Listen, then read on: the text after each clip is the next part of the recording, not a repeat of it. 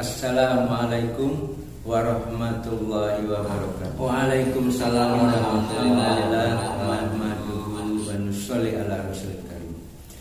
Alhamdulillah, jumpa lagi dengan saya Dr. Tamtomo. Kali ini saya didampingi oleh saudara kembar saya. Beliau adalah Ustadz Abu Muhammad. Maaf, saya bukan Ustadz, saya orang awam. Oh iya, maaf, Bapak Abu Muhammad. Beliau ini adalah saudara kembar saya. Beliau adalah saya adalah beliau, dan kami ini sesungguhnya satu. Begitu ya Bapak? Ya, begitulah kira-kira. Mohon maaf. Kali ini kami akan berbincang-bincang tentang masalah kekinian, yakni tentang kondisi khususnya yang ada pada negara kita. Nah, ini kami mohon Bapak Abu Muhammad barangkali bisa memberikan satu kesan-kesan tentang kondisi khususnya di negara kita. Begitu ya Bapak Abu Muhammad. Monggo, kami persilakan. Bismillahirrahmanirrahim. Assalamualaikum warahmatullahi wabarakatuh. Alhamdulillah, sebelumnya kami mohon maaf. Mudah-mudahan tidak terjadi kesalahpahaman. Oleh karena itu kami mohon untuk bisa mendengarkan apa yang akan saya sampaikan ini secara utuh. Jangan sepotong-sepotong. Ya, kalau sepotong-sepotong takut nanti terjadi kesalahpahaman dan hanya nanti akan timbul fitnah yang tidak kita inginkan bersama. Memang kalau kita bicara kondisi saat ini khususnya di negara Indonesia, jadi ringkasnya begini. Kalau memang kita itu sudah tidak ada kemampuan, ya sudahlah, kita kembalikan lagi. Sebab kalau kemudian kita sudah tidak mampu, kemudian kita memaksakan diri, bernafsu untuk terus saja mengerjakan sesuatu yang sebetulnya kita sudah tidak mampu lagi, maka akan terjadi hal-hal yang tentunya tidak kita inginkan bersama, akan membawa kerugian kepada diri kita sendiri dan juga kepada seluruh umat manusia. Namun yang saya maksudkan di sini adalah bukan masalah politik ya. Saya bukan orang yang ahli di bidang politik. Kalau saya bicara politik, nanti itu tadi ya, orang yang tidak ahlinya berbicara, orang yang tidak ahlinya kemudian masih saja melakukan, maka akan terjadi fitnah yang sangat besar. Saya tidak bicara masalah politik sama sekali. Saya tidak menguasai masalah politik, bukan ahlinya saya. Yang saya maksud di sini begini: ketika kita sudah tidak lagi mampu mengerjakan sesuatu, satu pekerjaan, suatu amalan, yang sudah sebetulnya kita itu memang tidak ada kemampuan. Kita untuk mengerjakan yang sepele saja itu sebenarnya tidak ada kemampuan.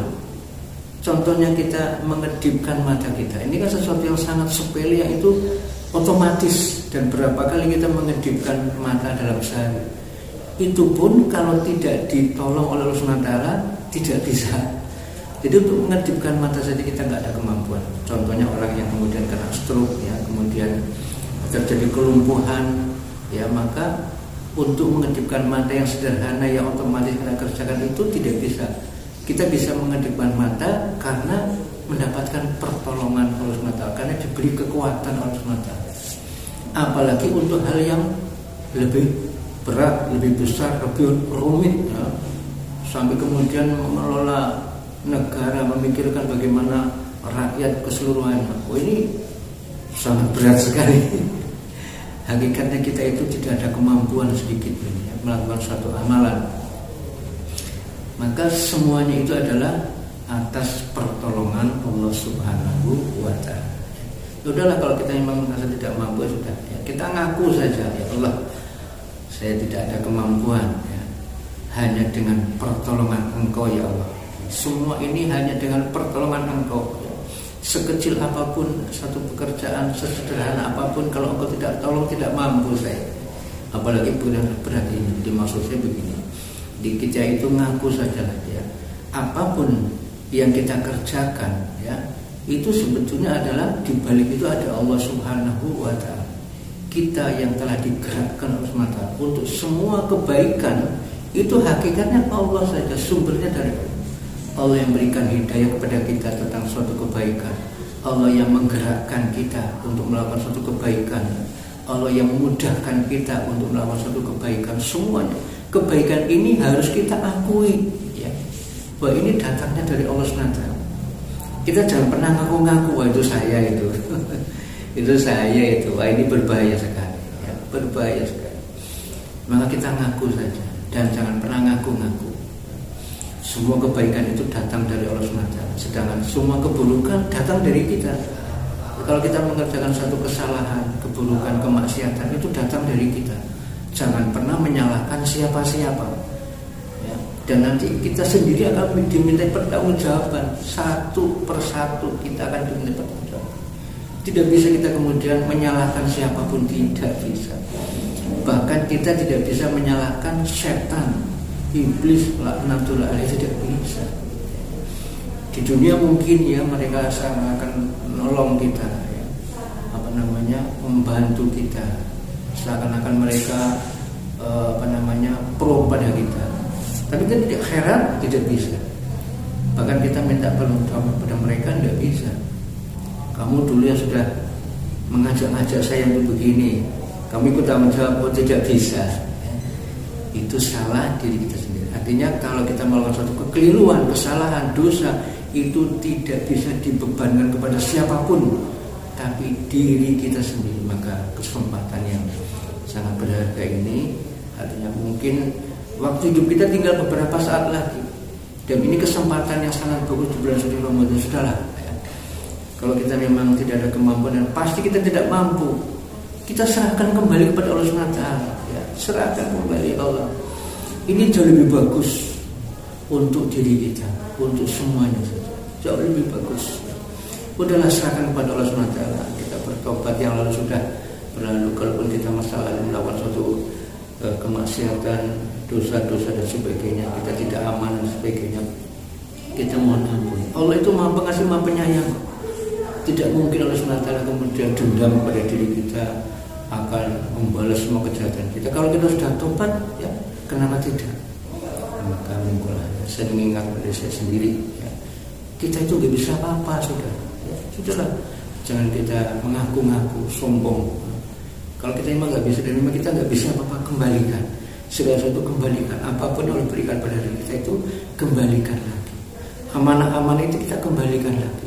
Jangan sampai kemudian, ya, kita tetap memaksa diri kita sementara kita sudah tidak mampu lagi, dan ternyata memang sudah mungkin tidak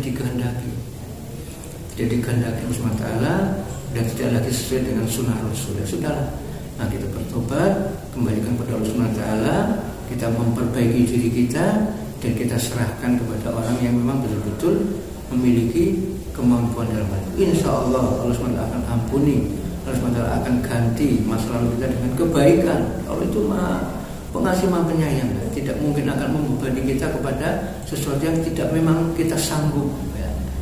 Maka insya Allah mudah-mudahan pada kesempatan yang bagus ini, bulan Ramadan, ya, kita memperbaiki diri kita kembali kepada Allah SWT, ya. Kita berbuat sesuatu yang diridhoi Allah SWT. Insya Allah dengan begitu nanti Allah SWT akan bersihkan diri kita, akan muliakan kita, akan angkat derajat kita, dan akan dimasukkan ke dalam golongan hamba-hamba yang bertakwa, ya. Mumpung masih ada waktu, mumpung waktunya sangat tepat, ya, sangat tepat sekali, ya.